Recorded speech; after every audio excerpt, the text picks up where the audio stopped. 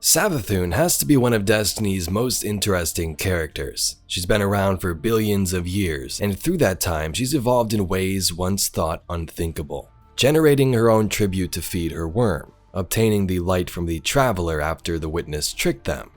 Savathun is dead at the moment, but her engine of tribute lies open for the taking. Will Eris step in and gather this tribute to defeat Xivu? Let's discuss.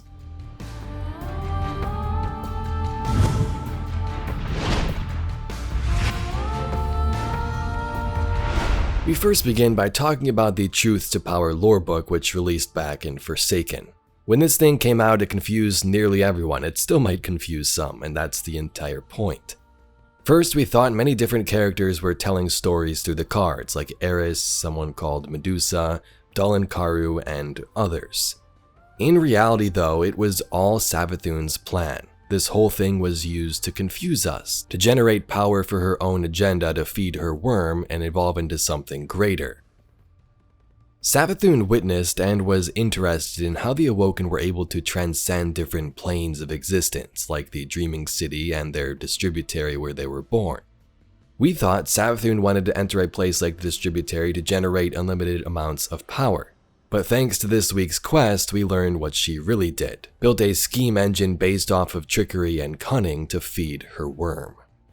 From the thank you lore card from a while back, Savathun described her plan to a thrall. Now I have tried to put an ascendant in orbit of a black hole while its spawn gathered tribute of an eon, but the worm is not satisfied, for it sees the trick. What I must do is amplify the speed at which tribute is gathered. A pocket world where time passes quickly would do well, or a world where time is a torus and infinite violence must be gathered. With such a murder battery, I could become a being of supreme insight. The thrall indicated it was confused but not lost. With this tribute, I shall undertake a mighty work, a real humdinger of a scheme. I'm going to move from an existential economy based on the accumulation of violence to an existential economy based on the accumulation of secrets and the tribute of failing to understand me. I shall name this tribute of failing to understand Imbaru, for it shall be as formless as the mist. The thrall held up its claws as if to say, please slow down. Now spoke Savathun, Scheme Mother. In the beginning, Yul said to me, Savathun, you may never abandon your cunning. If you do, your worm shall devour you. Cunning is the use of thought to predict the function of a system. Therefore, wherever a being should attempt to understand me and fail, has my cunning not defeated theirs? Wherever a falsehood is repeated about me, have I not displayed cunning? I shall gather tribute from every false prediction, misguided theory, fearful rumor, and ominous supposition which derives from the thought of me, and in time I shall pin my quiddity upon these rumors. I shall discorporate so that I exist wherever my schemes and conspiracies also exist. And so I will be immortal as long as anyone seeks to understand me and fails. Do you see? An engine to generate Imbaru. Savathun's reinterpretation of her brother's logic. Exercise caution, Guardian. This vault was designed to confuse you. Conquer it.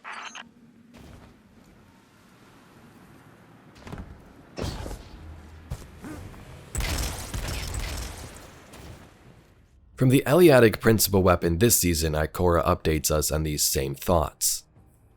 Savathun didn't construct her spire for light and logic alone. There is more to this than meets the eye. That's the crux of it. What is Imbaru?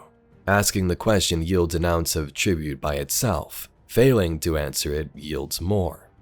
It's impossible to engage with the concept without falling into the web of cunning devised by the Witch Queen, even after her death. It's elegant and irritating. We are familiar with the sword logic, the need to endure and force the universe to endure you. It's a contest. When there is nothing left standing but you, then you've won. Your prize is existence. But Imbaru is the tribute from failure to understand. When Savathun ensnared us with her cunning, she fed her worm. Every false step or mistake in our attempts to unravel Savathun's plan gave her exactly what she wanted. Whenever someone believed a lie or doubted a truth, she became that much more powerful. We might think we know what we're doing here, but in many ways, I doubt we do. There will be ripples from Eris's actions. We can't predict what waves she'll make. So this was how Savathun fed her worm for a time.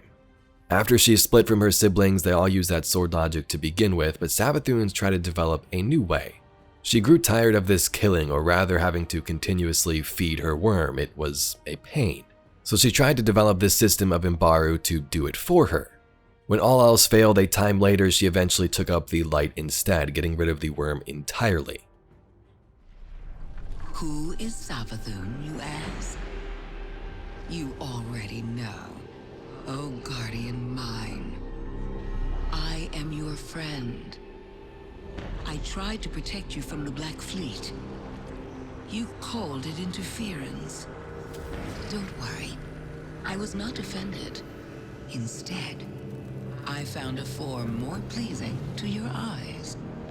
Osiris was lost, lightless. I saved him from Xivu and assumed his shape so I could guide your victory against her.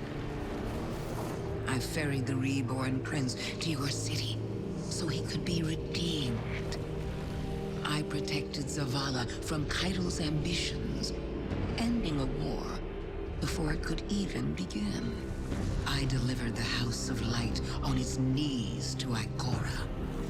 I unmasked the enemies lurking inside your city's walls and destroyed them. You may disagree with my methods, but you can't argue with results. I am no villain, and you are no hero. We are paracausal. Now, the quest for this season will continue, but this was brought up for a reason, this Imbaru engine. Savathun switched to the light and died, but the killing here around the spire would still continue, so that power was being tithed to nothing as far as we know. Maybe it's just sitting there waiting for somebody to take it. So could Eris step in, take that tribute, and use it to become strong enough to defeat Xivu? Or maybe the Guardians enter and learn cunning themselves, as we did in the first week with those chests, and then tithe that to Eris. Either way, in the end, it seems our character will be the one responsible for bringing back Eris if things get too risky. Of course, as we don't know what waves she'll make, and knowing Bungie in the seasonal story, something's probably going to go wrong with Eris, kind of like it did with Asa at the end of last season. We're going to have to jump in to stop it. The question is, will she be able to defeat Xivu before that, though? I cannot watch the Witch Queen rise again, Zavala. To scheme against us, to steal another face? No! She won't be given the opportunity. Eris and Ikora will keep the situation under our control. We tried to control the Witch Queen before. I saw how that ended, Zavala. It is a treacherous path. When she strays, as I know she will, even one claw. My fist will be right behind yours. Anyway, Guardians, that's all we got on today's video about Imbaru. If you'd like to see some more Destiny lore mysteries just like this video, please be sure to subscribe to the channel. I thank you very much for watching, and I'll catch you all in the next video.